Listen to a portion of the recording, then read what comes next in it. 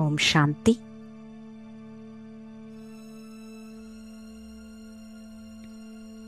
நான் ஆத்மா இரு புருவங்களின் மத்தியில்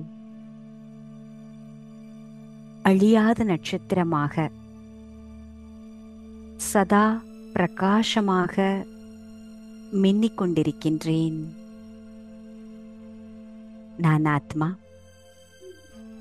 பரமாத்மாவிடமிருந்து ஞானத்தின் மூன்றாவது கண்ணை பெற்றிருக்கின்றேன். இந்த மூன்றாவது கண் மூலமாக பரமாத்மாவை முழுமையாக அறிந்திருக்கின்றேன். பரமாத்மா வந்திருப்பதே சத்யுகத்தை ஸ்தாபனை செய்வதற்காக. பரமாத்மா வந்திருப்பதே நம்மை தேவதைகளாக உருவாக்குவதற்காக என்ற ஞானமானது இப்பொழுது கிடைத்திருக்கின்றது. இந்த ஞானத்தின் கண்கொண்டு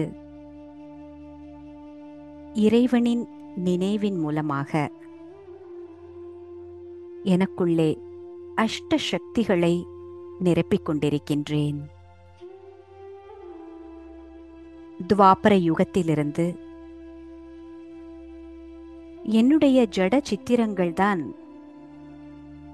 கோயில்களில் நிறுவப்பட்டிருக்கிறது என்பதை புரிந்து கொள்ள முடிகிறது. நான் ஆத்மா பூஜைக்குரிய ஆத்மாவாக போன கல்பத்தில் ஆகியிருந்தேன்.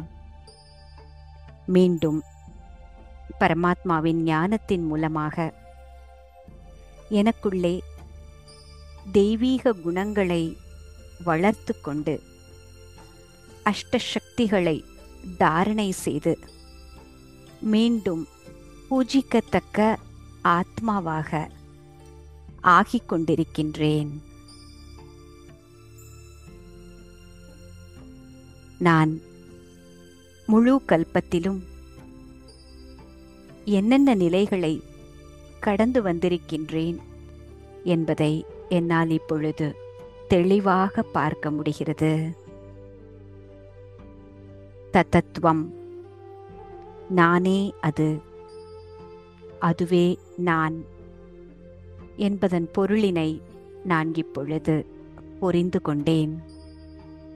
நான் ஆத்மா சத்யுக திரேதா யுகத்தில் தேவதையாக இருந்தேன். இப்பொழுது சங்கம யுகத்தில் பரமாத்மாவின் குழந்தையாகி ஞானத்தின் மூலமாகவும் யோக பலத்தின் மூலமாகவும் மீண்டும் தேவதையாக ஆகிக் கொண்டிருக்கின்றேன்.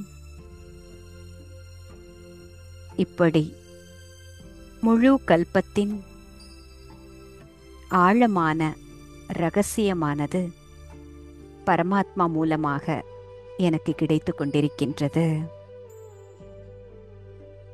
பரமாத்மாவின் நினைவின் மூலமாக யோக சக்தியின் மூலமாக அஷ்ட சக்திகளை எனக்குள் நிரப்பி வருகின்ற அனைத்து சூழ்நிலைகளையும் நேர்மறையாக மாற்றி நான் என்னுடைய அனைத்து கர்ம கணக்குகளையும் இந்த ஷரீரத்தில் இருந்தவாறே முடித்து புண்ணிய கணக்கை சேர்த்து பரந்தாம வீட்டிற்கு திரும்பிச் செல்ல வேண்டும். ஓம் சாந்தி. ஓம் சாந்தி. ஓம் சாந்தி.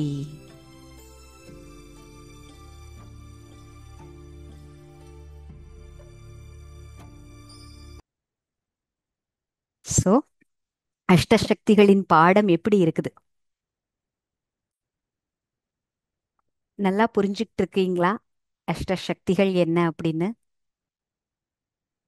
அந்த சிலைகளில் அஷ்டபுஜங்களை காண்பித்து ஒவ்வொரு புஜத்திலையும் ஒவ்வொரு ஆயுதத்தை கொடுத்திருக்கிறாங்க. இந்த ஞான அஸ்திர சஸ்திரங்களின் மூலமாக தனக்குள்ளே இருக்கின்ற விகார குணங்களை அழித்து, அசுர குணங்களை அழித்து சக்தியாக உருப்பெறுகிறாள். இல்லையா?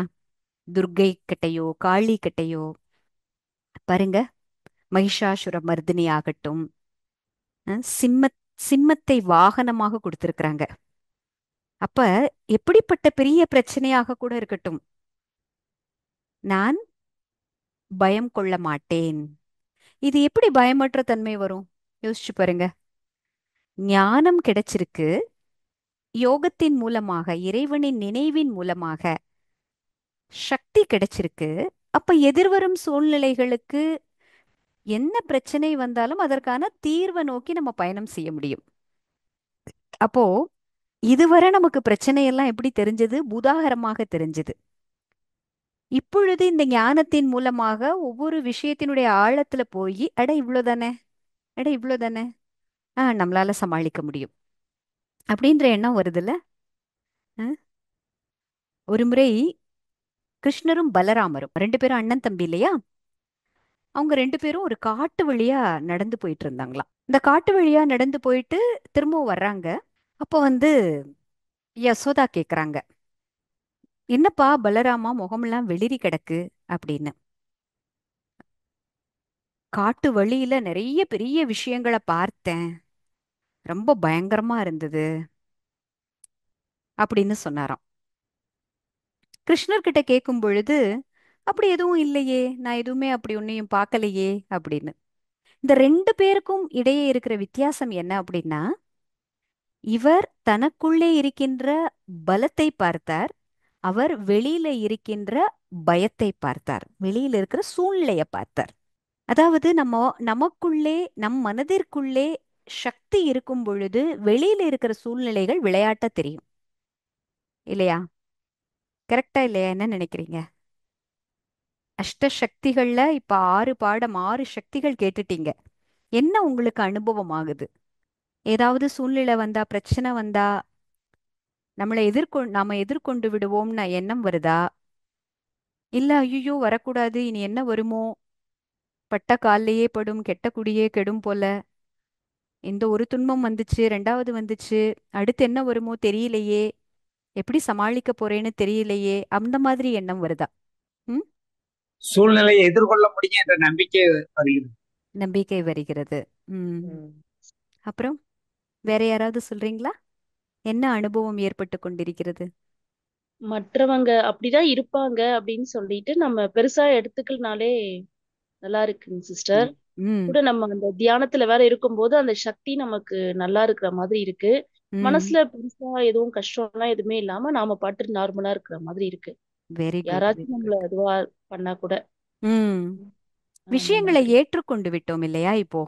ஏற்றுக்கொள்ளும் ஆ, சக்தி அது கிடைக்குது. அது உம் கிடைக்குது. உம் எப்ப ஒரு விஷயத்தை ஏற்றுக்கொள்கிறோமோ அப்பொழுதே மனதுல அந்த ரெசிஸ்டன்ஸ்னு சொல்லுவாங்க பாருங்க. எப்போ ஒரு ரெசிஸ்டன்ஸ் ஏற்படுதோ, ரெசிஸ்டன்ஸ்னா அதை எதிர்க்கிறது, எதிர்ப்பு தான் நம்மளை பலகீனமாக்குது. நம்மளால செய்ய முடியும்னு ஒரு விஷயத்த சொல்லி பாருங்க, நான் செய்ய மாட்டேன், நான் எதுக்கு செய்யணும் அப்படின்னு சொல்லி பாருங்க. சின்ன விஷயமாவே கூட இருக்கலாம். சில சில விஷயங்களுக்கு நம்ம வீம்பு பண்ணுவோம், நான் எதுக்கு இதை செய்யணும் அப்படின்னு சொல்லி நினைப்போம். அந்த வீம்பு பண்ணும் பொழுது யாராவது அந்த விஷயத்த பண்ண வச்சாங்கன்னா நமக்கு ரொம்ப வருத்தமா இருக்கும், இதை நான் செய்ய வச்சுட்டாங்க அப்படின்னு. ஆனா காரியம் சின்னதா தான் இருக்கும், ஆனா உள்ள மனசுல ரெசிஸ்டன்ஸ், நான் எதுக்கு இதை பண்ணணும், நான் பண்ண மாட்டேன் அப்படின்ற ஒரு விஷயத்த நம்ம முடிவெடுக்கும் பொழுது, யாராவது ஒருத்தர் நீங்க பண்ணித்தான் ஆகணும் அப்படின்ற ஒரு நிர்பந்தத்துல பண்ணும் பொழுது அந்த காரியம் ரொம்ப கஷ்டமா தெரியும். இந்த அனுபவம் ஏற்பட்டிருக்கா? ஏற்பட்டிருக்கா? ஆமாங்க சிஸ்டர். ம். ஆமாங்க சிஸ்டர். ஆமா. ம். உம் அப்ப நம்ம இந்த சக்திகள் மூலமாக நம்ம சூழ்நிலையை ஏத்துக்கிட்டோம், மனிதர்களுடைய சமஸ்காரங்களை ஏத்துக்கிட்டோம். அப்ப அந்த இடத்துல நமக்கு கேள்விகள் வர்றதில்லல்ல, வீணான எண்ணங்கள், அந்த கேள்விகளே வர்றதில்லல. இவங்க ஏன் இப்படி பண்றாங்க, இப்படி பண்றவங்களுக்கு நான் ஏன் இதை பண்ணணும்? ம். அந்த நான் அப்படிங்கிறது போய், நான் ஆத்மா, நான் இப்ப கர்ம கணக்க முடிக்கணும், இந்த பழைய உலகத்துல என் கணக்க நான் முடிக்கணும், எல்லாருக்கும் நான் கொடுக்கக்கூடியவர். பாருங்க, நம்ம ஜட சித்திரங்களுக்கு முன்னாடி போயிட்டு, ஜட சித்திரங்கள்னா யார சொல்றோம்? கோயில்ல இருக்கிற சிலைகள். இன்னைக்கு கூட பாத்தீங்கன்னா பக்தர்கள் அந்த கோயில்கள்ல அந்த ஜட சித்திரங்கள் மூலமாக சிலைகளுக்கு முன்னாடி வந்து நின்னு அவங்க கேட்கும் பொழுது அவர்கள் பெற்றதாக அனுபவம் பண்றாங்க. அப்ப அப்படிப்பட்ட சிலைகளுக்கே அவ்வளவு மகத்துவம் இருக்குது அப்படின்னா, அப்ப அந்த எந்த அளவுக்கு அந்த அதிர்வலைகளை உருவாக்கி இருக்கணும் நம்ம. பாருங்க, பெரிய பெரிய மகான் ஆத்மாக்களினுடைய சமாதி, அதுலயும் ஜீவ சமாதி, அந்த இடத்துக்கு போயிட்டு வந்தீங்கன்னா ஒரு மாதிரி, அந்த இடத்துக்கு போனாலே ஒரு நல்ல அதிர்வலைகள் இருக்கும். ரொம்ப பீஸ்ஃபுல்லா உணர்வீங்க. அவங்க ஜீவ சமாதி அடைந்து ஒரு 100 200 வருடத்திற்கு மேல கூட இருந்திருக்கலாம். ஆனாலும் அந்த இடத்துல அந்த அமைதியின் அதிர்வலை இருக்கும். இருக்குதா இல்லையா? எத்தனை பேர் இது மாதிரி உணர்ந்திருக்கிறீங்க? அனுபவம் யார் யாருக்கு இருக்கு? ம் இருக்குங்க சிஸ்டர். அங்க போயிட்டு வந்தாலே ஒரு அமைதி இருக்கும். ம் இப்ப ஆனா இந்த தியானம் பண்றதுல நம்ம டைரக்டாவே ரொம்ப அமைதி அதிகமா இருக்கு. ம் இல்லையா? சோ இப்ப வந்து நமக்கு அந்த அமைதியை நம்மளாலேயே உருவாக்கி கொள்ள முடியும் அப்படின்ற ஒரு ஸ்டேஜுக்கு நம்ம வந்துகிட்டு இருக்கிறோம் இல்லையா? சோ அமைதிங்கிறது வெளியிலிருந்து நமக்கு தேவையில்லாத விஷயம். வெளியில தேட வேண்டியதில்ல. அஹ், அந்த பாடல்ல வர்ற மாதிரி, இருக்கும் இடத்தை விட்டு இல்லாத இடம் தேடி எங்கெங்கோ அலைகிறாய் ஞானத் தங்கமே. அஹ், அப்படின்ற அந்த பாட்டுக்கு நமக்கு விடை கிடைத்தது போல. எனக்குள்ளேயே எல்லாமே இருக்குது. நான் தான் தேவதையாக இருந்தேன். நேத்து சிஸ்டர் சொன்னாங்கல்ல, சுயதர்ஷன சக்கரத்தை சுற்ற வேண்டும். எந்த ஒரு விஷயமாக இருந்தாலும் நான் யாரு, எனக்குள்ள என்ன சக்திகள் இருக்குது, எனக்குள்ளே எந்த ஞானம் கிடைச்சிருக்கு, இந்த ஞானத்தை நான் யூஸ் பண்ணி இந்த விஷயத்தை நான் எப்படி எதிர்கொள்ளணும், இதை நம்மளால கிளியரா புரிஞ்சுக்க முடியுதா இல்லையா? ம் முடியுது இல்லையா? ரொம்ப சீக்கிரமா நம்ம மனதுல வருகின்ற தேவையில்லாத கொஷின்ஸ், ஏன், எதுக்கு, எப்படி, அதுக்கு ஒரு முற்றுப்புள்ளி வைக்க முடியுது இல்ல? என்ன நினைக்கிறீங்க? சோ வீணான எண்ணங்கள் முற்று பெற்று ஜெயலலிதா சிஸ்டர் என்ன நினைக்கிறீங்க? வீணான எண்ணங்கள்லாம் இப்ப முற்று பெற்று விட்டதா? இல்ல சரி, இன்னும் பக்குவமாகணும்னு தோணுது. ஏன்னா பக்குவமாகணும். நிறைய சப்ஜெக்ட் நம்ம என்னதான் ஒரு கரெக்ஷன் பண்ணாலும் ம் இன்னும் இன்னும் தேடலும் இன்னும் இன்னும் நம்மள வந்து ம் அட்வைசேஷன்ல இருக்கு, இன்னும் முழுமை அடையலைங்க சிஸ்டர். ம் ம் பட் நம்ம அதை அடி எடுத்து வச்சிட்டோம் அப்படின்னு தோணுதா? கண்டிப்பா அந்த ஒரு கண்டிப்பா அந்த டிஃபரன்ஸ். கொஞ்சம் திங்க் பண்றக்கூடிய கரெக்ஷன் பண்ணக்கூடிய இது பரிசோதனை மாதிரி ம் திங்க் பண்ணும்போது பண்ணிருக்கலாமே, ம் கொஞ்சம் பொறுமையா ம் இருக்கலாமே எல்லாம் தோணுது. வண்டர்ஃபுல். ம் இதுவும் முடிக்கிறதுக்கு ஒரு பக்குவ நிலைக்கு வந்துருவோம்னு எனக்கு பெரிய நம்பிக்கை இருக்கு sister. Super super wonderful sister. பாருங்க, நமக்கு ஒரு பாட்டு இருக்குது, நம்ம எல்லாருமே கேள்விப்பட்ட பாட்டு தான். மரத்த வச்சவன் தண்ணி ஊத்துவான், மனச பார்த்துதான் வாழ்வ மாத்துவான். ஏ மனமே கலங்காதே, வீணாக வருந்தாதே, பாரங்கள் எல்லாமே படைத்தவன் எவனோ அவனே சுமப்பான். ஓம் சாந்தி ஓம். ஓம் சாந்தி ஓம். அதுல அடுத்த ஒரு லைன் வரும், ரொம்ப பியூட்டிஃபுல்லான லைன். எப்படி இந்த கவிஞருக்கு இவ்வளோ நல்லா ஒரு விஷயம் அனுபவம் ஆயிருக்கு, டச் ஆயிருக்கு, இப்படி ஒரு பாடல் அப்படின்னு பார்த்தா, படைத்தவனின் துணை இருக்க அடுத்தவனின் துணை எதற்கு, இதயத்திலே துணிவிருக்க வருத்தம் இங்கே உனக்கு எதற்கு. அதுக்கு அடுத்த லைன் இன்னுமே பயங்கர டாப். உன்னை நல்ல ஆளாக்க உத்தமனை போலாக்க எண்ணியவன் யாரென்று கண்டு கொள்ள யாருண்டு, ஊரெல்லாம் முந்தன் பேரை போற்றும் நாள் வரும். உன்னை நல்ல ஆளாக்க உத்தமனை போலாக்க எண்ணியவன் யாரென்று கண்டு கொள்ள யாருண்டு. யோசிச்சு பாருங்க. பரமாத்மா, நான் போன கல்பத்துல வந்து ஏன் குழந்தைகளை பதீத்தமான குழந்தைகளை பாவனமாக்கி ஆத்ம பேட்டரிய முழுமையா சார்ஜ் பண்ணி விட்டுட்டு போனேன். இப்ப திரும்பவும் அதே காரியத்தை செய்வதற்காக வந்திருக்கிறார். இந்த உலகத்துல ஒரு குடும்பத்துல கூட பாத்தீங்கன்னா, ஒரு தாய் தந்தை தன்னுடைய குழந்தை நல்லபடியா வரணும், எல்லாம் நல்லா செய்யணும் அப்படின்னு நினைப்பாங்க.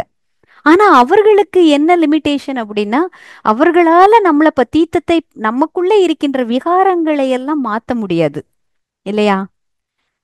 நமக்கு உடல் கொடுத்த பெற்றோரால நமக்குள்ளே இருக்கிற விகாரங்களை மாத்த முடியுமா? ஆத்ம சக்தியை கொடுக்க முடியுமா? என்ன நினைக்கிறீங்க? முடியுமா? முடியாது சிஸ்டர். முடியாது இல்லையா? ஆனாலும் நம்மை பெற்றெடுத்த பெற்றோர்களுக்கு நம்ம மேல ஒரு நல்ல ஒரு விருப்பம் இருக்குது, எண்ணம் இருக்குது, சுப பாவனைன்னு சொல்லுவாங்க. நல்ல ஃபீலிங்ஸ், நல்லா இருக்கணும் நம்ம அப்படின்னு. அப்ப அனைத்து ஆத்மாக்களின் தந்தையாக இருக்கிறவரு அவர் என்ன காரியத்தை செய்வாரு வந்தா? அஹ்? அந்த காரியம்தான் நம்மளை தேவதையாக்குகின்றார். மெடிடேஷன் கமெண்ட்ரி எல்லாரும் கேட்டீங்களா? இப்ப நம்ம கிளாஸ் ஆரம்பிக்கும் பொழுது எத்தனை பேருக்கு இப்ப மனசுல தோணுது, நான் மீண்டும் அதே தேவதா ஆத்மாவாக ஆகிக் கொண்டு இருக்கிறேன், அதற்கான ஸ்டெப்ஸை நான் மேலும் மேலும் எடுத்து வைப்பேன்?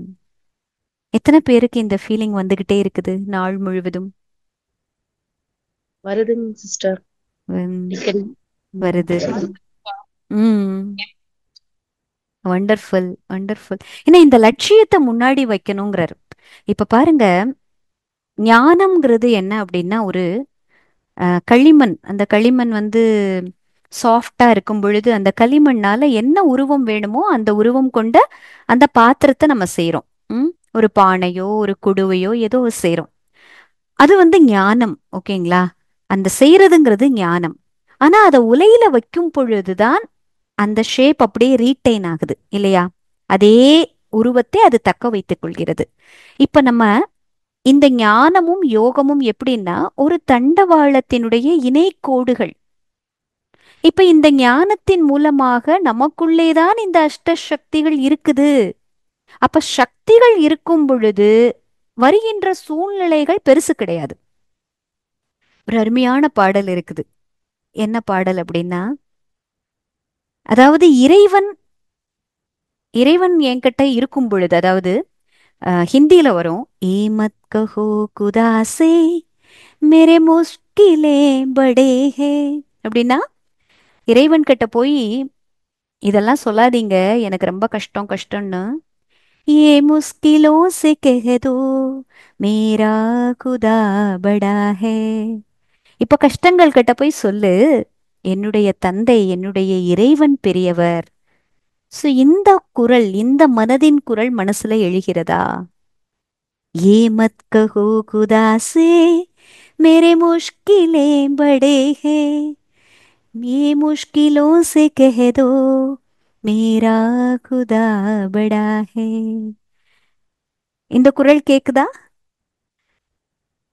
ஐயோ, இந்த கஷ்டங்கள்லாம் பெருசா இருக்கே அப்படின்னு பேசுறோமா? இல்ல இறைவன் என் கூட இருக்கிறான், இந்த கஷ்டங்கள் எல்லாம் என்ன மாத்திரம் அப்படின்னு வருதா?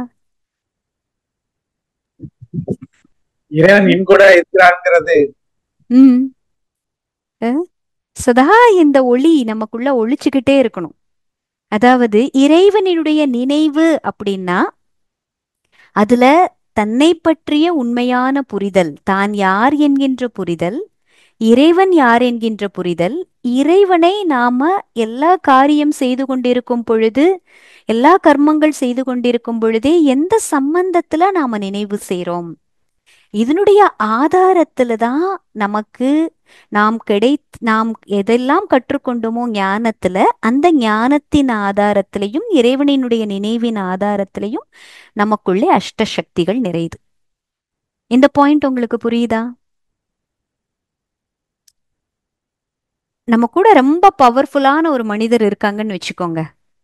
அவருக்கு பணபலம் இருக்குது, பதவி பலம் இருக்குது, ஆயுத பலம் இருக்குது, அரசியல் பலம் இருக்குது அப்படின்னா என்ன எப்படி நம்ம நினைப்போம்? என்ன பிரச்சனை வந்தாலும் அவர்கிட்ட போனோம்னா நம்ம எல்லாம் சால்வ் பண்ணி வச்சுடுவார், எதை பத்தி நான் கவலைப்பட வேண்டியதில்லை, அப்படிதானே நினைப்போம்.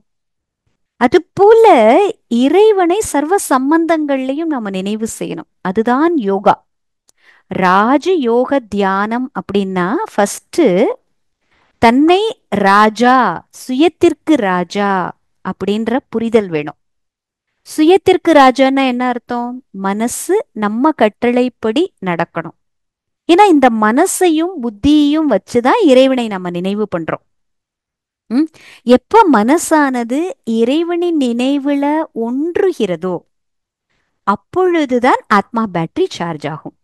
அப்ப இந்த மனசு இறைவனிடம் அர்ப்பணிப்பு நடக்கணும், அங்க ஈடுபடணும், ஒன்ற வேண்டும் அப்படின்னா தன்னை யார் என்று புரிந்து கொள்ள வேண்டும். இறைவனினுடைய சம்பந்தம் நமக்கு என்னவாக இப்பொழுது கிடைத்திருக்கிறது அப்படிங்கிறதையும் புரிஞ்சுக்கணும். இப்போ உதாரணம் சொன்னால ஒருத்தர் இருக்கிறாரு, ரொம்ப பணபலம் இருக்கு, எல்லா பலமும் இருக்குது.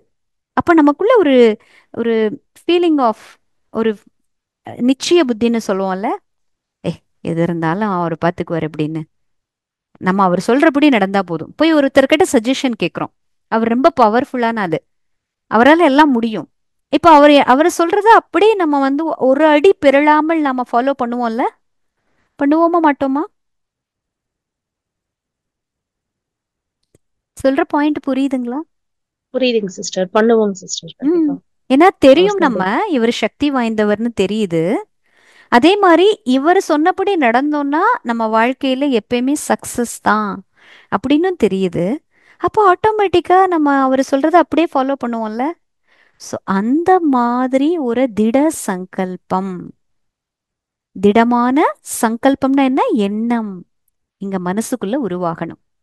ஏன்னா இறைவன் முக்கியமான 3 சம்பந்தங்கள்ல வர்றாரு நமக்கு முக்கியமான 3 சம்பந்தங்கள். அது என்ன உறவுகள்? Any idea? இறைவனை நம்ம எப்படி அன்போடு கூப்பிடுறோம்? இறைவனை எப்படி? தந்தையாக, அப்பா, ஆசிரியராக, ம். சத்குருவாக, அஹ், அப்பா, ஆசிரியர், அப்பா அப்பா, சிவா அப்பா, பாபா. அப்ப தந்தையாக வந்திருக்கிறார். அப்புறம் இந்த இறை ஞானத்தை கற்றுக் கொடுப்பதில் அவர் பரம ஆசிரியராக நம்ம கூட இருக்கிறார். அப்புறம் நமக்கு முக்தி, ஜீவன் முக்தி. நேத்து கூட சிஸ்டர் சொன்னாங்க இல்லையா, முக்தி ஜீவன் முக்தி அப்படின்னா என்னன்னு எல்லாருக்கும் தெரியுதா? முக்தி ஜீவன் முக்தின்னா என்னன்னு? முக்தின்னா என்ன, ஜீவன் முக்தின்னா என்ன? அனைத்தையும் ம். விட்டுட்டு போயிடுறது. அதாவது நம்மளது இல்லைன்னு சொல்லிட்டு இப்ப இருக்கிறது தான் முக்திங்களா? முக்தி அப்படிங்கிறது நம்ம பரந்தாம வீட்டுக்கு போவதுதான் முக்தி. அதாவது இந்த கல்பத்தை, இந்த சுழற்சியை முடிச்சிட்டு நம்ம வீடு திரும்பணும். நம்ம வீடு எது? பரந்தாமம். அது முக்தி. அதுக்கப்புறம் ஜீவன் முக்தி. ஜீவன் முக்தினா என்ன? வாழும் பொழுதே அனைத்து துன்பங்களிலிருந்தும் விடுபட்ட நிலை. முக்தினால லிபரேஷன்ங்க. லிபரேஷன்னா என்ன? விடுபடுவது. முக்தின்னா என்ன? லிபரேஷன். எல்லாரும் நல்லா ஞாபகம் வச்சுக்கோங்க. ஏன்னா இந்த ராஜயோக தியானத்தினுடைய குறிக்கோள், லட்சியம்னு பாத்தீங்கன்னா நம்ம முக்தியும் ஜீவன் முக்தியும் அடைவது. ஓகேங்களா?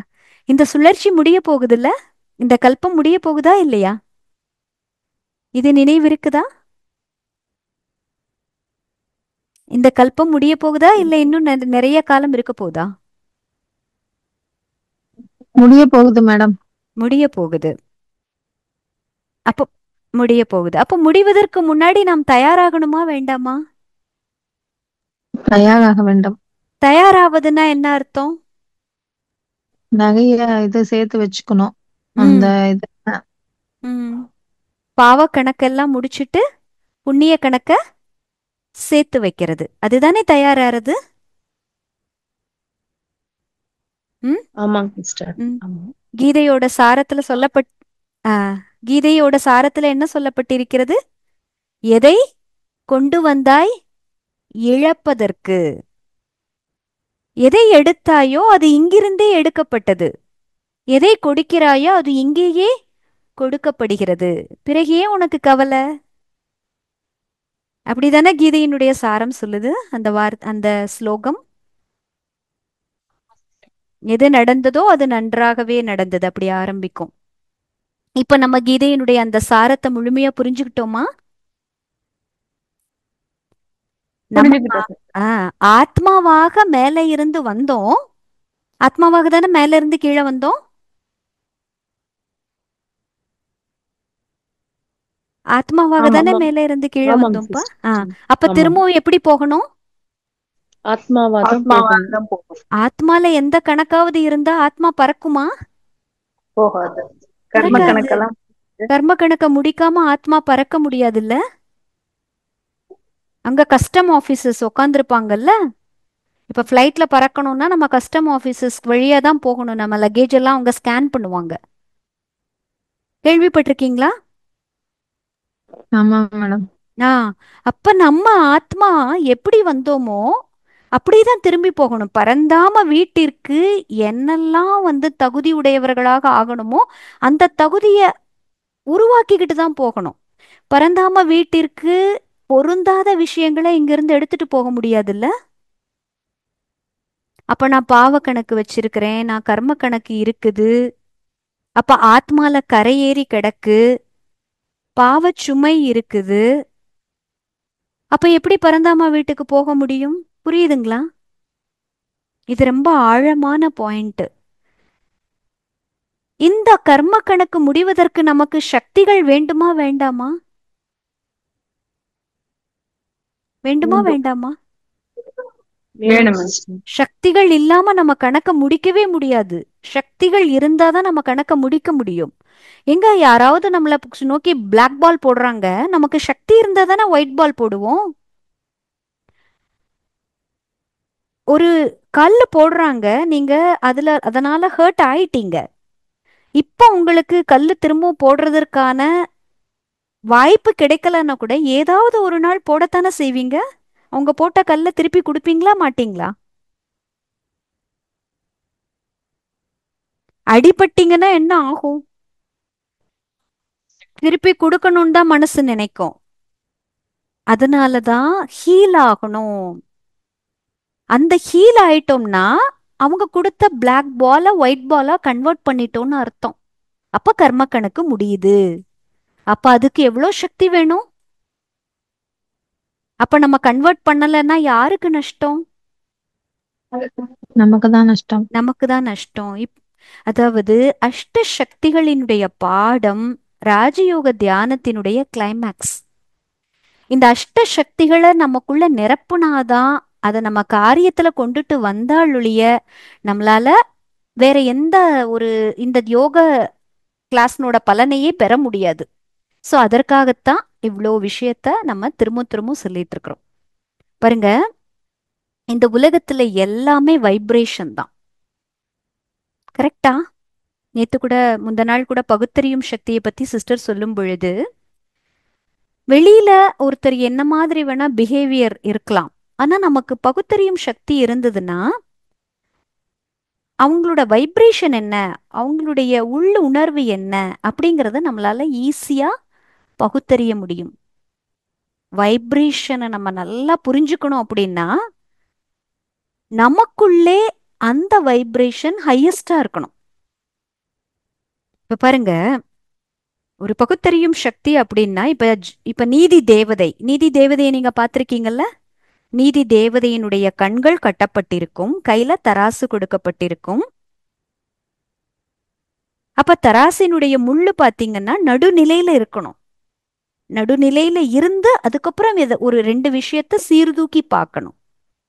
நீதி தேவதையினுடைய கண்கள் ஏன் கட்டப்பட்டிருக்கு சொல்லுங்க பார்க்கலாம். ஏன் கட்டப்பட்டிருக்கிறது? எதை உணர்த்துது?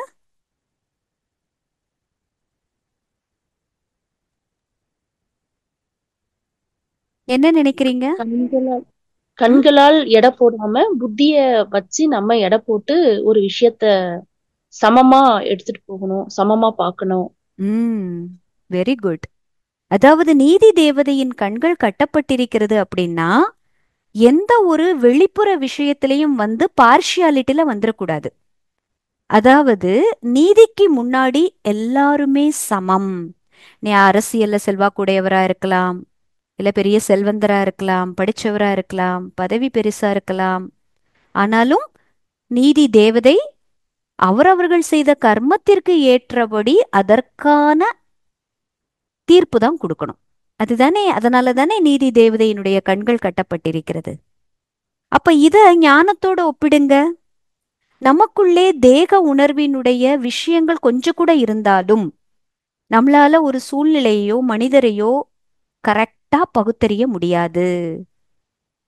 அப்ப நம்ம ஏதோ ஒரு விஷயத்துல மாட்டிக்கிட்டோம் அப்படின்னா நம்ம வைப்ரேஷன் லோ ஆயிருச்சுன்னு அர்த்தம். அப்ப நம்மளால மத்தவங்களோட வைப்ரேஷனையும் நம்மளால என்ன பண்ண முடியாது, பகுத்தறிய முடியாது. அஹ்?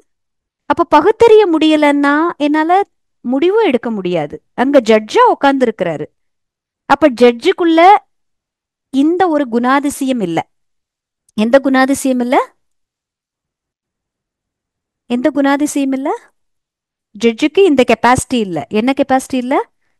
முன்னாடி இருக்கிறவங்கள சமமா பார்க்கின்ற பார்வை இல்ல.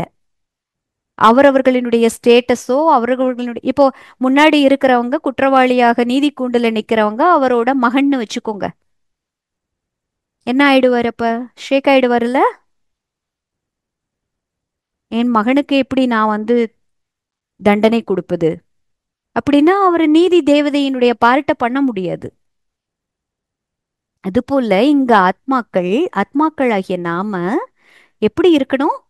ஆத்ம உணர்வுல இருந்தாதான் மற்றவர்களினுடைய வைப்ரேஷனை கூட நம்மளால கண்டுபிடிக்க முடியும். சரியான ஒரு பாதையை தேர்ந்தெடுக்க முடியும், பகுத்தறிய முடியும். பகுத்தறியும் சக்திக்கு அப்புறம்தான் முடிவெடுக்கும் சக்தியும் வரும். இல்லையா? புரியுதா இந்த பாயிண்ட்? புரியுதுங்களா இந்த பாயிண்ட்? புரியுதுங்க சிஸ்டர். அப்ப எந்த ஒரு பந்தனத்திலையும் வந்துடக்கூடாது, எந்த ஒரு ட்ராப்லயும் வந்துடக்கூடாது. வந்தோம் அப்படின்னா நம்மளால பகுத்தறிய முடியாது. அப்ப என்ன பண்ணுவோம்? ஒரு கர்மத்தை கர்ம வினைய முடிக்கிறதுக்கு பதிலாக இன்னொரு தவறான கர்மத்தை நம்ம செய்வோம். இல்லையா? ஏதாவது ஒரு பற்றுல வந்துட்டோம், தேக உணர்வுல வந்துட்டோம் அப்படின்னா சூழ்நிலைய பகுத்தறிய முடியாது, விஷயங்களை பகுத்தறிய முடியாது, தவறு நடப்பதற்கு பெரிய வாய்ப்பு இருக்குது. அப்ப நம்மளுடைய வைப்ரேஷனை நம்ம ஆத்ம உணர்வுல வைக்கும் பொழுது எல்லா விஷயங்களையும் நம்மளால கரெக்டா புரிஞ்சுக்க முடியும். பாருங்க, இந்த 4G 5G சிக்னல்ஸ் எல்லாம் இருக்குது இல்லைங்களா? கேள்விப்பட்டிருக்கீங்களா? நமக்கு இப்பெல்லாம் இங்க 4G வந்திருக்கு. 5G இங்க இன்னும் இல்லைல்ல இந்தியால. மொபைல்ல 4G 5Gன்னு இருக்கு இல்லையா? மேலை நாடுகள்ல எல்லாம் 5G சிக்னல்ஸ் எல்லாம் கூட வந்துருச்சு. ஐ திங்க் இங்க மெட்ரோபாலிட்டன் சிட்டி லைக் மும்பைலாம் வந்திருக்கலாம், எனக்கு தெரியல. இப்ப இந்த 5G சிக்னல், இந்த அலைவரிசை என்ன பண்ணுமா? சில சில பல நிறையவே நிறையவே பாதிப்பை ஏற்படுத்துது. என்ன அப்படின்னா, அதாவது இப்ப பறவைகள்லாம் இருக்கு பாருங்களேன், அவங்க எங்க இரை தேடி போனாலும் அதனுடைய பிரெயின்ல ஒரு GPS இருக்குது. அது தன்னுடைய கூண்டிற்கு திரும்பி வரும். எங்க வேணா வெளியே போய் எவ்வளவு தூரம் வேணா இரை தேட போகும். ஆனா கரெக்டா அந்த மரத்துல அந்த கிளையில எங்க கூடு கட்டி வச்சிருக்கோ அங்க திரும்பும். கரெக்டா இல்லையா? பண்ணுதா இல்லையா? கேள்விப்பட்டிருக்கீங்களா? பார்த்திருக்கிறீங்களா?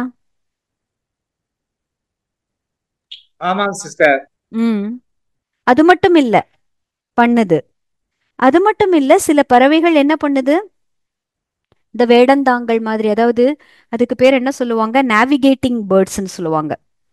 அதாவது ஒரு சீசனுக்கு ஒரு இடத்திலிருந்து முழுமையாக இடம்பெயர்ந்து இன்னொரு இடத்துக்கு அங்க இருந்துட்டு எந்த இடத்த இருந்து வந்ததோ அங்க நல்ல சீசன் வரும் பொழுது திரும்பவும் அங்க போகும். வேடந்தாங்கல் பறவைகள்ல நீங்க கேள்விப்பட்டிருக்கீங்கல்ல? அப்ப நிறைய பறவைகள் வேற நாடுகளில் இருந்து கூட வருது. இப்ப இதுக்கெல்லாம் யாரு வழி சொல்றது? எப்படி அது திரும்பவும் கரெக்டா தன்னுடைய நேரம் வரும் பொழுது திரும்பி போகுது? அதுக்கு டைமோட சென்ஸ் இருக்குது, வெதரோட சென்ஸ் இருக்குது, அந்த GPS அந்த நேவிகேட்டிங் சென்ஸ் இருக்குது. நம்மெல்லாம் அந்த காலத்துல கப்பல்ல போகும் பொழுது அந்த காந்த மானின்னு சொல்லுவாங்கல்ல, அதுக்கு பேர் என்ன? காந்தமானி தானே? அந்த காந்தத்தை வச்சு திசையை கண்டுபிடிப்பாங்கல்ல, அதெல்லாம் வச்சு டிராவல் பண்ணாங்க. பெகினர்ஸ் காம்பஸ். அந்த காம்பஸை வச்சுதான் அவங்க டிராவல் பண்ணுவாங்கல்ல. ஆனா இந்த பறவைகளுக்கு உள்ளேயே அந்த காம்பஸ் இருக்குது. அதை அதை வந்து இந்த 5G சிக்னல் வந்து டெஸ்ட்ராய் பண்ணுன்னு சொல்றாங்க. அது போல இப்ப பாருங்க, ஓரறிவு, ஈரறிவு, மூன்றறிவுலிருந்து ஆரம்பித்து 5 அறிவு படைத்த உயிரினங்களுக்கே அதற்கென்று ஒரு இன்டெலிஜென்ஸ் கொடுத்திருக்காரு. இன்டெலிஜென்ஸ் கொடுத்திருக்காருன்னு சொல்றதை விட அது அமைந்திருக்கிறது. ஏன்னா நம்ம முதல் பாடத்திலிருந்தே பார்த்துட்டோம். ஆத்மா, பரமாத்மா, இயற்கை, இதை யாரும் படைக்கல. இந்த பறவைக்குள்ள இப்படி ஒரு ஞானத்தை வச்சது யாரு? இறைவனெல்லாம் அந்த வேலை கிடையாது. அப்படிதான் டிராமால அவங்களோட ரோல், அவர்களுடைய ஃபங்க்ஷனாலிட்டி இதெல்லாம் அப்படி அப்படியே அமைஞ்சிருக்கு. அப்ப 6 அறிவு படைத்த மனிதனாய நமக்கு எந்த அளவிற்கு நமக்கு ஒரு இன்ட்யூட்டிவ் நேச்சர் இருக்கணுமா, இருக்கக்கூடாதா? என்ன நினைக்கிறீங்க? 5 அறிவு இருக்கணும் மேம். 5 அறிவு படைத்த இந்த உயிரினங்களை விட 6 அறிவு படைத்த மனிதன் மேலானவனா இல்லையா? ஆனா அந்த அறிவு எங்க போச்சு? மேலானவன். அப்ப அந்த அறிவு எங்க போச்சு? எப்படி இந்த 5G சிக்னல் ஆனது இந்த உயிரினங்களினுடைய அந்த ஜிபிஎஸ் டெஸ்ட்ராய் பண்ணுது? அந்த அதிர்வலைகள் என்ன பண்ணுது? இது பிரெயின்ல ஏதோ ஒரு விஷயத்த என்ன பண்ணுது? அது தடை பண்ணுது, ஒரு பிளாக்கேஜ் கொடுத்துருது. அதனால அந்த பறவைகள் இந்த சக்தியவே இழந்துருதுங்க. அது போலதான் மனிதர்களுக்குள்ளே இருக்கின்ற தேக உணர்வு. தேக உணர்வு அப்படிங்கிறது ரொம்ப லோவஸ்ட் வைப்ரேஷன். அந்த லோவஸ்ட் வைப்ரேஷன்ல என்னதான் ஞானம் இருந்தாலும் நமக்கு சக்தி கிடைக்காது. புரியுதுங்களா நான் எதுக்காக இது இத்தனை விஷயத்த சொல்லிட்டு இருக்கிறேன்னு? அப்போ இந்த ஞானம் மட்டும் பத்தாது, யோக சக்தியின் மூலமாக நம்ம ஹையஸ்ட் வைப்ரேஷனுக்கு வரணும். ஹையஸ்ட் வைப்ரேஷனுக்கு வருவது என்றாலே நான் ஆத்மான்ற ஃபீலிங், ஆத்மான்ற உணர்வு. ஆத்மான்ற உணர்வுனா என்ன அர்த்தம்? எனக்குள்ளே இந்த நிஜ குணங்கள் தான் என்னுடைய உண்மையான ஸ்வரூபம். மனதிற்கு நான் ராஜா, என் புத்தி தெய்வீக புத்தியாக இருக்கிறது.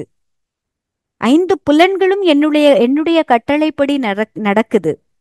இதுதான் நான் ஆத்மா அப்படின்ற உணர்வு. இந்த ஆத்ம உணர்விலிருந்து பரமாத்மாவை நான் நினைவு செய்யும் பொழுது எனக்குள்ளே இருக்கின்ற தேக உணர்வு, அந்த ஃபீலிங்ஸ், லோ ஃபீலிங்ஸ், இது எல்லாம் நான் என்ன பண்றேன்? டெஸ்ட்ராய் பண்ணிட்டே வர்றேன்.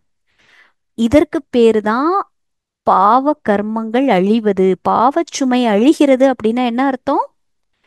நான் தேக உணர்வுல என்னெல்லாம் காரியங்கள் செய்தேனோ அதனால ஏற்பட்ட சமஸ்காரங்கள், இந்த சமஸ்காரங்கள் அழிகிறது. ஒரு சூழ்நிலையை பார்த்த உடனே, ஒரு விஷயத்த பார்த்த உடனே எடை போடுறோம். இவங்க இப்படிதான் நினைக்கிறோம், அவங்கள பத்தி ஒரு இமேஜ் கிரியேட் பண்றோம். நமக்கு நிறைய விஷயங்கள் உடனே கோபம் வருது, உடனே சந்தேகம் வருது, உடனே துக்கம் வருது, உடனே பயம் வருது. இது எல்லாமே, இந்த சமஸ்காரங்கள் எல்லாமே ஆட்டோமேட்டடா இருக்குது. இது நடந்தா உடனே ஒரு விஷயம் ட்ரிகர் ஆகுது என் மனசுக்குள்ள. இது நடந்தா எனக்கு கோபம் வரும், இது நடந்தா என்னால பொறுத்துக்க முடியாது. ட்ரிகர் வருது இல்ல? வருதா இல்லையா? இப்பெல்லாம் வர்றது இல்லைங்க சிஸ்டர். இப்பெல்லாம் வர்றதில்ல, மாறிக்கொண்டே போகுது. ஏன்? ஏன்னா நம்ம தேக உணர்விலிருந்து ஆத்ம உணர்வுக்கு வருவதற்கான முயற்சியையும் பயிற்சியும் செய்து கொண்டிருக்கிறோம். சேருமா? நம்ம எதுக்கு டெய்லி கிளாஸ் ஆரம்பிச்ச உடனே இந்த ஒரு விஷயத்த, ஆத்ம உணர்வுல இருந்து 2 நிமிடம் மெடிடேஷன் பண்ணிட்டு அதுக்கப்புறம் கிளாஸ்க்குள்ள போலாம் அப்படின்னு ஏன் சொல்றோம்? இது நாள் முழுவதும் நம்ம பிராக்டிஸ் பண்ணணும். அப்பொழுதுதான் நமக்குள்ளே சொல்லப்பட்ட எல்லா சக்திகளும் நிறையும்.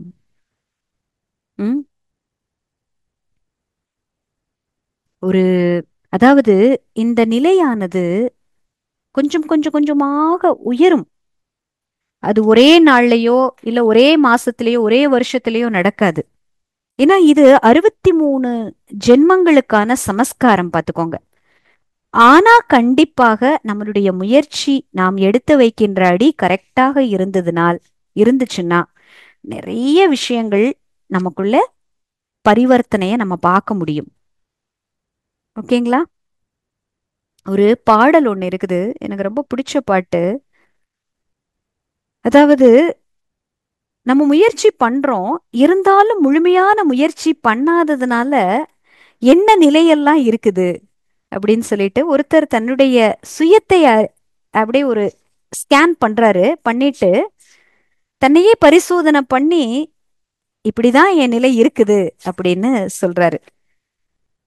ஆசை என்று ஒன்று உள்ளே மோசம் செய்யுதே. இந்த பாடல் யாரெல்லாம் கேட்டிருக்கீங்க?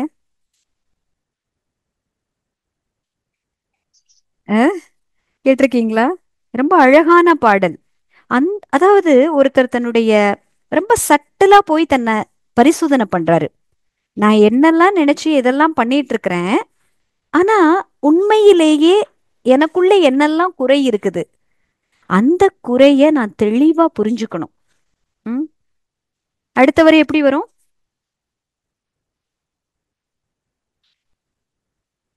ம் ஆசை என்று ஒன்று உள்ளே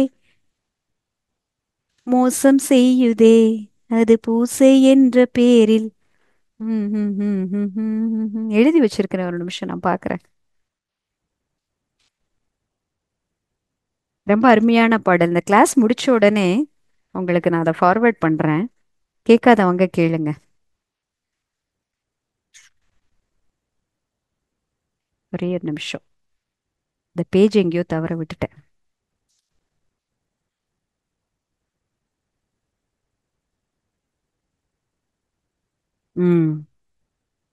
ஆசை என்று ஒன்று உள்ளே மோசம் செய்யுதே, அது பூசை என்று வெளியே உன்மேல் பாசம் செய்யுதே. நாளும் உன்னை நேசிப்பதாய் போடும் வேஷமே, அது நாளுக்கு நாள் நானே எனக்கு தேடும் நாசமே.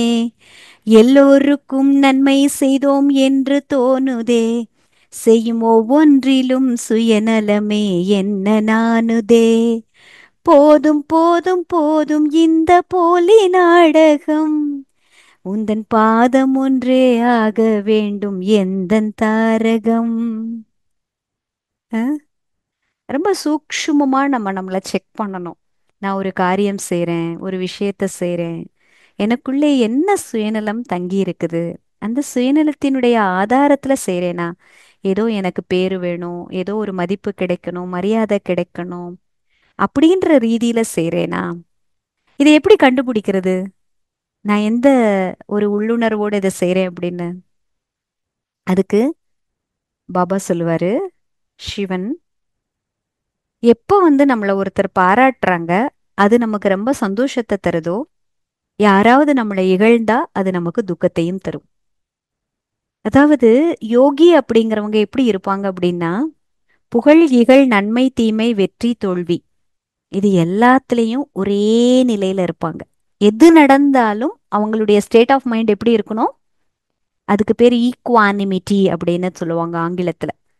ஈக்குவானிமிட்டி அப்படின்னா ஒரே சமநிலையில இருக்கிறது. ஏன் அப்படி அவங்களால இருக்க முடியுது? Any idea? என்ன நினைக்கிறீங்க? அவங்க புகழ் தேக உணர்வுல இல்ல. Very good. அப்புறம் எல்லாமே ஈக்குவலா சமமா பாக்குறதுனால இது பெருசு அது சிறுசு அந்த இதெல்லாம் அவங்க நோட் பண்றாரு. அதாவது இல்லாம எப்ப இறைவன் கனெக்ட் பண்ணி இருக்கிறதுனால அவங்களுக்கு அந்த ஒரு பண்பு கிடைக்குது. Very good. எப்பொழுது நாம இறைவனை கனெக்ட் பண்றோமோ அப்பொழுது நமக்குள்ளே ஒரு பேரானந்த நிலை உருவாகுது. ஆத்மா சர்வ பிராப்திகளினால் நிறைஞ்சிருக்கு. அதாவது என்ன அடைய வேண்டுமோ நான் அடைந்து விட்டேன் அப்படின்ற ஒரு ஃபீலிங் நமக்குள்ள வந்துகிட்டே இருக்குது. அப்ப அந்த ஃபீலிங் வரும் பொழுது அதுவே ஞானம் நிறைந்த நிலை. புரியுதுங்களா? அதாவது நான் எப்பொழுது பரமாத்மாவை நினைவு செய்து கொண்டே இருக்கிறேனோ அந்த நிலையில் எனக்குள்ளே ஒரு அத்தீந்திரிய சுகம். அதி இந்திரிய சுகம் அப்படின்னா இந்த இந்திரியங்களுக்கு அப்பாற்பட்ட சுகம். நம்ம வந்து ஆத்மாவினுடைய 7 குணங்கள்ல பேரானந்தம்னு ஒண்ணு பார்த்தோம்ல, நினைவு இருக்குதா? அந்த பேரானந்த நிலையில ஒரு ஆத்மா வரும் பொழுது அது ஒரு ஞான ஸ்வரூப நிலையில இருக்கும், ஞான ரூபமா இருக்கும். அப்படின்னா இந்த உலகத்துல என்னெல்லாம் விஷயங்கள் நடக்குதோ அந்த விஷயங்கள் எல்லாம் என்னுடைய கர்ம கணக்கினுடைய ஆதாரத்துல நடக்குது. இந்த நாடகத்தில் இந்த காட்சிகள் எல்லாம் நிச்சயிக்கப்பட்டிருக்கிறது. இந்த காட்சிகளுக்கு பின்னாடி பெரிய சூக்ஷ்மம் இருக்குது. இந்த நாடகமே எப்படி அப்படின்னா நியாயக்காரி. இந்த நாடகத்துல நடக்கிற எல்லாமே நியாயமானது. இந்த இந்த உலகத்தில் இருக்கிற ஒவ்வொரு ஆக்டையும் நான் நிர்தோஷ், குற்றமற்ற பார்வையில தான் பார்க்கணும். ஏன்னா நம்ம சக்தி குறையும் பொழுது நம்ம தேக உணர்வுல வர்றோம். தேக உணர்வுல வந்து நாம விகர்மங்கள் செய்றோம், ராங்கான கர்மங்கள் செய்றோம். எப்ப நம்ம ஆத்மாக்குள்ள சக்தி வருது, ஆத்ம உணர்வு வருது, பேட்டரி சார்ஜ் ஆகுது, அப்ப நமக்குள்ள விகர்மங்கள் வராது. அப்போ ஒருத்தர் வந்து தவறான கர்மங்கள் செய்றாங்கன்னா அப்படின்னா சட்டியில இருக்கிறதானே அகப்பையில வரும். உங்ககிட்ட சக்தி இல்லை, அதனால அவங்க அப்படி நினைக்கிறாங்க, அதனால அவங்க அப்படி நடந்துக்கிறாங்க. அப்ப இதுல என்ன சொல்றது? நிர்தோஷ். எல்லா ஆத்மாக்களும் நிர்தோஷம் தானே சொல்ல முடியும். நிர்தோஷ்னா என்ன அர்த்தம்? நிர்தோஷ்னா என்ன அர்த்தம்? குற்றம் இல்லாத. பாருங்க, உங்களால இந்த குற்றம் இல்லாதவர் அப்படின்ற பார்வை பார்க்க முடியுதா? யார் என்ன பண்ணாலும் அவர்கள் குற்றப்பார்வை, இவங்க வந்து குற்றமுடையவர்கள், இவர்கள் குற்றவாளிகள் அப்படின்னு பாக்குறீங்களா, இல்ல குற்றமற்றவர்கள்னு பாக்குறீங்களா? என்ன பார்வை அவங்களுக்கு அவங்க மேல உருவாகுது இப்போ? இது கூட தெரியாதா, இது கூட சொல்லித் தரணுமா அப்படி தோணுதா? குற்றமற்றவர்களாக தோணுதா? என்ன எண்ணம் வருது ஒருத்தர் தவறு செய்யும் பொழுது? அவங்க அறியாமையில இருக்கிறாங்கன்ற மாதிரி வருதுங்க சிஸ்டர். அறியாமையில இருக்கிறாங்க. Beautiful point. வேற ரெண்டாவது முக்கியமானது, அவரிடம் ஆத்ம சக்தி குறைவாக உள்ளது. கர்ம கர்ம கணக்கு பண்றாங்க. ஓகே.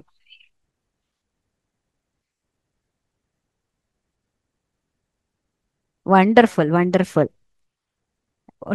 ஜெயலலிதா சிஸ்டர் ரொம்ப அழகா சொல்லியிருக்கிறாங்க. முருகேசன் பிரதரும் சொல்லிட்டீங்க. ஆத்ம சக்தி குறைவா இருக்குது. அதே மாதிரி அவர்கள் அந்த கர்ம வினைகளால கட்டுப்பட்டதுனாலையும் அவங்க அதிலிருந்து வெளியே வராத முடியாததுனால அந்த ஒரு பந்தனத்துல சிக்கி இருக்கிறதுனாலையும் அவங்களால இதுதான் பெஸ்டா அவங்க நடிப்பு நடிக்க முடியும். அப்ப அவங்கள குற்றமற்றவர்களாக பார்க்க முடியும்ல? முடியுமா முடியாதா? கண்டிப்பா குற்றமற்றவர்கள் தான் நம்ம பார்க்கணும். பார்க்க முடியுதுல்ல? அப்ப நம்ம என்ன பண்ணுவோம் இந்த சூழ்நிலையில? இப்ப நம்ம வீட்ல யாருக்கோ உடம்பு சௌரியம் இல்லை. நம்ம வீட்ல இருக்கிற ஒருத்தவங்களுக்கு உடம்பு சௌரியம் இல்லை. இப்ப நீங்க எப்பயும் மாதிரி அவங்களுக்கு என்னெல்லாம் காரியம் பண்ணுவாங்களோ அவங்கள செய்ய சொல்லுவீங்களா, ரெஸ்ட் எடுக்க சொல்லுவீங்களா? ரெஸ்ட் எடுக்க சொல்லுவோம். அப்புறம் என்னெல்லாம் செய்வீங்க நீங்க? அவங்களுக்கு வந்து சேவகம் பண்ணுவீங்கல்ல, ஹெல்ப் பண்ணுவீங்கல்ல? ஆமாங்க சிஸ்டர். ஹெல்ப் பண்ணுவீங்க. ஃப்ரெஷ் ஃப்ரூட்ஸ், அவங்க உடல் ஆரோக்கியத்திற்கு தருவதற்கான மருந்துகள், பழங்கள், அதெல்லாம் நீங்க செஞ்சு செஞ்சு எடுத்து கொடுப்பீங்கல்ல, அவங்க உடம்ப தேத்துவீங்க. அதுபோலத்தான் ஒரு ஆத்மா தவறான ஒரு நடத்தையில வந்தாலும் தவறுகள் செய்தாலும் ஃபர்ஸ்ட் பாயிண்ட் நமக்குள்ள வர வேண்டியது ஆத்மா. இது நாடகத்துல எல்லாருமே நிர்தோஷ். ஒருத்தர் நடந்துக்கிறாங்கன்னா அந்த கர்ம கணக்கின் ஆதாரத்துல நடக்கிறாங்க, ஞானம் இல்லாததுனால நடந்துக்கிறாங்க, சக்தி இல்லாததுனால நடந்துக்கிறாங்க. இப்ப என்கிட்ட என்னெல்லாம் இருக்குது? இப்ப நம்ம கிட்ட என்னெல்லாம் இருக்குது? ஞானம், சக்தி ரெண்டுமே இருக்குது. ஞானமும் இருக்குது, சக்தியும் இருக்குது. கர்ம விதியினுடைய பாடம் புரிஞ்சிருக்கு, எல்லாமே தெரியுது. அப்ப நம்ம தானே அவங்களுக்கு ஹெல்ப் பண்ணணும். நம்ம தானே ஹெல்ப் பண்ணணும். அப்போ நம்ம ஒருத்தருக்கு எல்லாருக்குமே பரோபகாரியாக இருக்கணும். அபகாரம் செய்பவர்களுக்கும் உபகாரம் செய்யணும். நாடகத்துல எல்லாருமே குற்றமற்றவர்கள். இப்பொழுது நான் பரமாத்மாவுக்கிட்ட இருந்து இந்த ஞானத்தை கற்றுக்கொண்டு நான் தான் சக்திசாலியாக ஆகிறேன். நான் தான் பூஜைக்குரியவராக ஆக்கிக் கொண்டிருக்கின்றேன். இதுக்கு பேர் என்ன சொல்லுவாங்கன்னா ஸ்வமான், சுயமரியாதை. சிஸ்டர் இதை பத்தி போன 2-3 கிளாஸ் முன்னாடியே சொல்லியிருக்கிறாங்க. சுயமரியாதை ராஜயோக தியானத்துல ரொம்ப ரொம்ப ரொம்ப முக்கியமான ஒரு பிராக்டிஸ் ஸ்வமான். ஸ்வமான் அப்படின்னா சுயமரியாதை. ஏன்னா இந்த ஞானத்தின் மூலமாக நான் யார் என்னவாக ஆகிக் கொண்டிருக்கின்றேன், எனக்கு யார் கிடைச்சிருக்கிறார், இதனுடைய ஆதாரத்துல என்னை நானே பார்ப்பது, அதுதான் சுய தர்சனம். சுயத்தினுடைய உண்மையான சுயத்தினுடைய தரிசனம். உண்மையான சுயத்தினுடைய தரிசனம்னா ஆத்மாவினுடைய தரிசனம். இந்த சுயத்தினுடைய தரிசனத்தின் ஆதாரத்துல இந்த சுயமரியாதைகள் என்கின்ற டைட்டில்ஸ் எல்லாம் நீங்க கேள்விப்பட்டிருக்கீங்கல்ல. இப்ப காந்திக்கு ஏன் மகாத்மா காந்தின்னு சொன்னாங்க, கங்கை கொண்ட சோழன் அப்படின்னு சொல்றாங்க. அப்ப அவங்க செய்த காரியங்களின் ஆதாரத்துல அந்த அடைமொழி கொடுக்கறாங்க. கரெக்டா? டைட்டில்ஸ் கரெக்டா இல்லையா? புரியுதா இந்த பாயிண்ட்? ஸ்வமான், டைட்டில்ஸ். அப்ப இது போல பாபா பரமாத்மா நமக்கு என்னெல்லாம் சொல்றாருன்னா, நீங்க போன கல்பத்துல இப்படியெல்லாம் நடந்து இந்த டைட்டில்ஸ வாங்குனீங்க. என்ன டைட்டில்? பரோபகாரி, தயாபரி, நிறைய டைட்டில்ஸ் இருக்குது. விஸ்வ கல்யாணகாரி, உலகத்திற்கே நன்மை செய்பவர்கள், நீங்கள் மாஸ்டர் வள்ளல். பரமாத்மா எப்படி வள்ளலாக இருக்கிறாரோ, வள்ளலின் குழந்தைகள் ஐயா நீங்களும் வள்ளல். எதனுடைய வள்ளல்? குணங்கள் சக்திகளின் வள்ளல். இப்படி நிறைய டைட்டில்ஸ் கொடுத்திருக்கிறாங்க. இந்த டைட்டிலுக்கு பேரு ஸ்வமான், சுயமரியாதை. அப்ப அதாவது பரமாத்மாவை நினைவு செய்வது யோகத்துல இருக்கிறது அப்படின்னாலே இந்த டைட்டிலின் ஆதாரத்துல அவரை நினைவு செய்யறது. இந்த நினைவின் மூலமாகவும் பரமாத்மா கொடுத்த ஞானத்தின் மூலமாகவும் தான் ஆத்மாக்குள்ள சக்தி ஏறுது. அப்ப எந்த ஒரு சக்தியா இருந்தாலும் அந்த சக்தியை நாம கையில கொண்டுட்டு வரணும். இப்படி ஒரு கட்டளை இட்டோம், எனக்கு இப்ப சகிப்புத்தன்மையின் சக்தி வேணும் அப்படின்னா எனக்குள்ளே ஒரு தாயுள்ளம் வேணும். தாயுள்ளம் இருக்கணும். அந்த தாயுள்ளம் இருந்தாதான் இந்த உலகத்தில் இருக்கிற எல்லா ஆத்மாக்கள் மீதும் கருணை வரும். அந்த கருணையின் அடிப்படையில தான் நம்மளால அந்த நல்ல காரியங்களை, நல்ல வைப்ரேஷனை, சுப பாவனையை கொடுக்க முடியும். அப்பதான் சகித்து கொள்ள முடியும். பொறுத்து கொள்றது ரொம்ப ஈஸியா? சொல்லுங்க, என்ன நினைக்கிறீங்க? பொறுத்து கொள்றது ஈஸியா கஷ்டமா? சகிப்புத்தன்மைங்கிறது ரொம்ப கஷ்டமான இது இல்லையா? நீங்க அதற்கு என்ன சிம்பல் கொடுத்திருக்கிறாங்க பாத்தீங்கல்ல? அஷ்டசக்திகள்ல அந்த என்ன சிம்பல் யாருக்கு நினைவு இருக்குது? சகித்து கொள்ளும் சக்திக்கு ஒரு படம் காமிச்சாங்கல்ல சிஸ்டர், என்ன படம் அது? பழம் பழுத்த மரம். ஒரு பழங்கள் நிறைந்த ஒரு மரம் இருக்குது. ஒருத்தர் கல்ல தூக்கி எறிகிறாங்க. அப்ப அந்த பையன்கிட்ட என்ன இருக்குது? கல்லுதான் இருக்குது. ஆனா நம்ம கிட்ட என்ன இருக்கணும்? நம்ம கிட்ட என்ன? பழங்களினால் நிறைந்து இருக்கணும். அப்போ ஒரு தாயால மட்டும்தான், தாயுள்ளம் கொண்ட அந்த நிலையில இருந்தால் மட்டுமே நம்மளால கருணை அப்படின்ற ஒரு பாவனையை கொண்டுட்டு வர முடியும். யாரு எப்படி இருக்கிறாங்களோ அவங்கள அப்படியே ஏற்றுக்கொள்ள முடியும். பாருங்க, நம்ம இந்த உலகத்துல கூட நம்ம பெற்ற குழந்தை எப்படி இருந்தாலும், மேபி ஒரு கால் ஊனமா இருக்கலாம், இல்ல பிறக்கும் பொழுதே ஏதாவது ஒரு உடல் உறுப்பு, ஏதாவது ஒரு முகத்துல ஏதாவது ஒரு கோணல் இருக்கலாம், கொஞ்சம் சுமாரா இருக்கலாம், ஏதோ ஒரு குறையோடு இருக்கலாம். ஆனாலும் ஏற்றுக்கொள்கிறோம்ல? ஏற்றுக்கொள்கிறோமா இல்லையா? தாய் உள்ளம் ஏற்றுக்குமா ஏத்துக்காதா அந்த குழந்தைய? ஏத்துக்கும்ல. அது போலத்தான் ஒரு தாய் உள்ளம் நமக்குள்ளே வந்தாதான் உலகத்தில் இருக்கிற எல்லா ஆத்மாக்கள் மீதும் கருணை கொள்ள முடியும், பரோபகாரி ஆக முடியும். எத்தனை அம்பாளுக்கு நீ பரோபகாரி அப்படியெல்லாம் சொல்லியிருக்காங்கல்ல. ஊருக்கெல்லாம் அவள்தான் உபகாரி, ஊருக்கெல்லாம் அவள்தான் உபகாரி, உலகத்துக்கெல்லாம் அவள்தான் உபகாரி. உலகத்தில் இருக்கிற எல்லாருக்குமே நான் உபகாரம் செய்யணும். இப்படி நமக்குள்ளே இந்த டைட்டில்ஸ், நான் தான் இது, அந்த டைட்டில் எனக்குள்ளே நினைவுக்கு வரணும். அந்த டைட்டிலுக்கு ஏற்றபடி என்னுடைய மனோநிலை மாறணும். பாருங்க, எத்தனையோ ஆசனங்கள் கொடுத்திருக்கிறாங்க தேவதைகளுக்கு. பார்த்திருக்கீங்கல்ல? தாமரை ஆசனம், கமலாசன். கரெக்டா? கமலாசன் கொடுத்திருக்காங்கல்ல. கமல்னா தாமரை, தாமரை மலர் ஆசனமாக கொடுக்கப்பட்டிருக்கிறது. அப்புறம் வேற என்ன ஆசனம் எல்லாம் சிஸ்டர் சொல்லிட்டு இருந்தாங்கல்ல? என்னெல்லாம் ஆசனம் கொடுக்கப்பட்டிருக்கிறது? சிங்கம், சிங்கம் கொடுத்திருக்க, அன்னம் அன்னப்பறவை, அன்னம் அன்னப்பறவை, மூஞ்சுரு வாகனம் ஆசனம், அது வாகனம் ஆசனம். ஒவ்வொரு ஏன் நம்மெல்லாம் ரொம்ப அழகா சோஃபா சேரு அப்படி போட்டு உட்கார்ந்துருக்கிறோம்? இந்த ஆசனம் எல்லாம் எதை குறிக்கின்றது? அந்த ஆத்மாக்கள், அந்த ஆத்மாக்களினுடைய மனோநிலையை குறிக்கின்றது. தாமரை மலர் போல தூய்மையான மனோநிலை. அந்த மனோநிலை என்கின்ற ஆசனத்தை ஆத்மா உருவாக்கிக்கணும். அதுதான் கமலாசனதாரி. புரியுதுங்களா? லக்ஷ்மி அஷ்டோஸ்திரம் தெரியுமா? லக்ஷ்மி அஷ்டோத்திரம் கேள்விப்பட்டிருக்கீங்களா? அதுல எல்லாம் வரும். எப்படி ஆரம்பிக்கும்? யாருக்காவது தெரியுமா? नमस्तेस्तु महामाये ஆ, श्रीपीठे सुरपूजिते संघचक्र गदाहस्ते கதாஹஸ்தே महालक्ष्मी லக்ஷ்மி नमस्ते நமஸ்தே. नमस्ते ம் नमस्ते गरुडागुडे कोलासुग भयंकरी सर्वपाप हरे देवी महालक्ष्मी नमस्तुते ஆ ஏககால படை நித்தியம் மகாபாப விநாசனம் द्विकालम एक படை நித்தியம் கடைசிக்கு தனதான்ய வந்துட்டீங்களே, இன்னுமே நடுவுல வருமே. நான் சொன்னேனே மேடம். ஏககால படை நித்தியம் கடைசியில வந்துரும். இனி நடுவுல நிறைய அதான் இருக்கு. அவ்வளவுதான் மேடம். அது அவ்வளவுதானா? எல்லாமே சொல்லிட்டேன். ம். அவ்வளவுதான் சொல்லிட்டேன். ஏககால படை நித்தியம் மகாபாப விநாசனம் द्विकालम एक படை நித்தியம் மகாசத்ரு விநாசனம் द्विकालम ஓகே एक படை நித்தியம் महापाप विनाशनम ஓகே महालक्ष्मी भवे नित्यं प्रसन्न वरदासुभा इति श्री मदिंद्र महालक्ष्मी अष्टकम स्वस्त्रम संपूर्ण. ஓகே.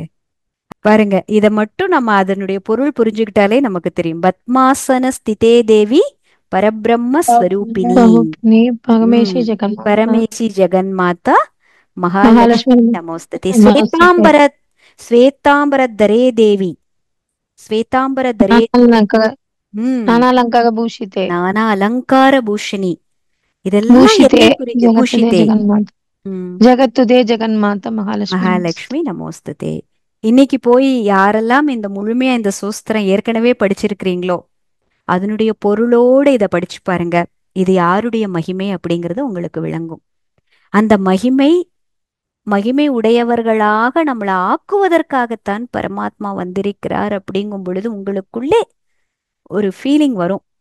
அதை நீங்க நாளைக்கு சொல்லுங்க, என்ன ஃபீலிங் ஏற்பட்டது. இந்த லக்ஷ்மி அஷ்டோத்திரம் பொருளோட படிக்கும் பொழுது அந்த பொருளுக்குரிய, அந்த அர்த்தத்திற்குரிய ஆத்மாவாக நான் இப்பொழுது மாறிக்கொண்டிருக்கிறேன். அப்படி ஆவதற்காகத்தான் பரமாத்மா இந்த ஞானத்தை கொடுத்துட்டு இருக்கிறாரு. அந்த உணர்வோட நீங்க படிச்சுட்டு நாளைக்கு சொல்லுங்க. நம்ம ஒரு 2 நிமிஷம் மெடிடேஷன் பண்ணிட்டு கிளாஸை முடிச்சுக்கலாம். ஓகேயா?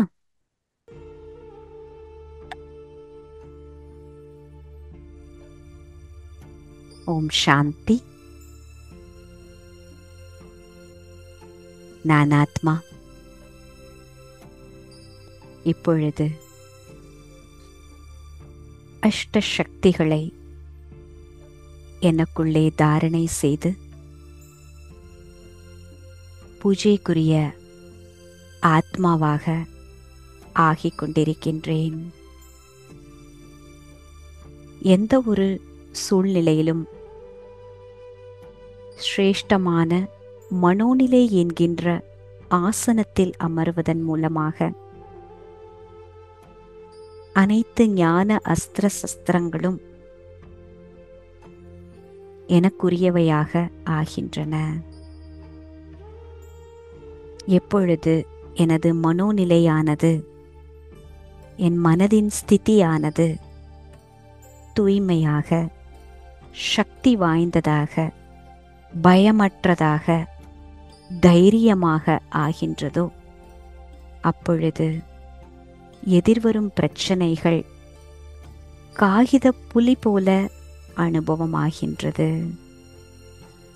எதிர்வரும் பிரச்சனைகள் பிரச்சனையாகவே தெரிவதில்லை. எதிரில் இருக்கின்ற பிரச்சனைகள் வெறும் விளையாட்டாக அனுபவமாகின்றது. நான் ஆத்மா. நான் யார்? இந்த சிருஷ்டியில் எனது மகத்துவம் என்ன? நான் என்னவாக ஆகிக் கொண்டிருக்கின்றேன் என்கின்ற சுயத்தை, உண்மையான சுயத்தை சதா சர்வ காலமும் அனைத்து காரியங்கள் செய்து கொண்டிருக்கும் பொழுதும் ஸ்வமான் என்கின்ற மனோநிலையை உருவாக்கி காரியங்களில் வர வேண்டும். இந்த உலகத்திற்கே தாயாக ஆகின்ற ஜெகதம்பாவை போன்ற ஆத்மா நான். நான் ஆத்மா அனைவருக்கும் உபகாரம் செய்கின்ற பரோபகாரி. நான் ஆத்மா சதா தூய்மையான உள்ளம் என்கின்ற ஆடையை ஆத்மாவிற்கு அணிவிப்பவள். நான் ஆத்மா பத்மாசனஸ்தாரி. இப்படி பலவிதமாக ஸ்வமான்களை மனதில் கொண்டு வந்து அந்த ஸ்வமானிற்கு ஏற்றபடியான ஆசனத்தில் அமர்ந்து ஒவ்வொரு சூழ்நிலையையும் பார்க்க வேண்டும் என்பதை புரிந்து கொள்கிறேன். இதன் மூலமாக நான் பரமாத்மாவின் துணையை சதா அனுபவம் செய்கின்றேன். நான் வேறு, பரமாத்மா வேறு அல்ல. நான் அவருடன் சதா இணைந்தே இருக்கின்றேன். அவர் எப்படி சக்திகளின் கடலாக இருக்கின்றாரோ அவரின் துணையானது எனக்கு சதா இருப்பதினால் அனைத்து சக்திகளும் எனக்குள் இயல்பாகவே தாரணையாகின்றன. இது எனக்குள் மிகுந்த ஆனந்தத்தை தருகின்றது. நான் ஆத்மா இந்த ராஜயோக தியானத்தின் மூலமாக முக்தி மற்றும் ஜீவன் முக்தி என்கின்ற மாபெரும் பரிசினை அடைகின்றேன். ஓம் சாந்தி. ஓம் சாந்தி. ஓம் சாந்தி.